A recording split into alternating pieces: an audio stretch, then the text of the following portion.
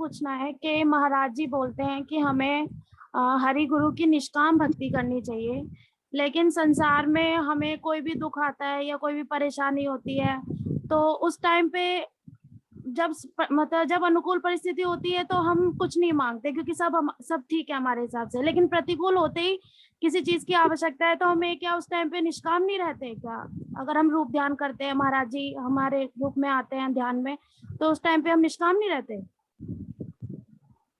देखिए, जब आपके ऊपर कोई प्रॉब्लम आती है तो स्वभावतः आपको महाराज जी की याद आती है, हरि गुरु की याद आती है, ये स्वाभाविक है। लेकिन निष्कामता का मतलब ये है कि उनकी याद तो आए, लेकिन उनसे ये मत कहो कि हमारा ये कष्ट हर लो, क्योंकि कष्ट तो हमें हमारे कर्म के फलानुसार ही हमको मिलता है ना।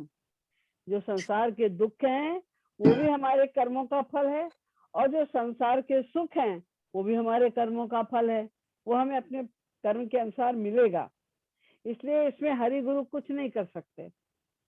जो हमें अपने कर्मों के फल है वो तो भोगने ही पड़ेंगे।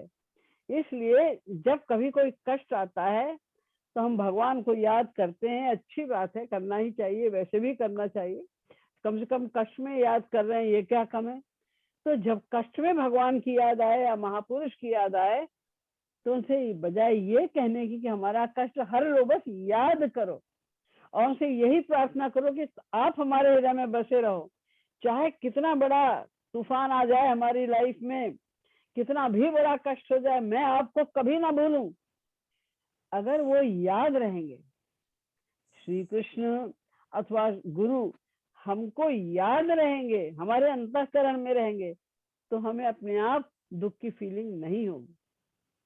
इसलिए हमें यही कोशिश करनी है कि कष्ट में भी हम उनको याद तो करें, मगर उनसे ये ना कहें कि हमें ये दे दो या हमारा ये कष्ट हर लो।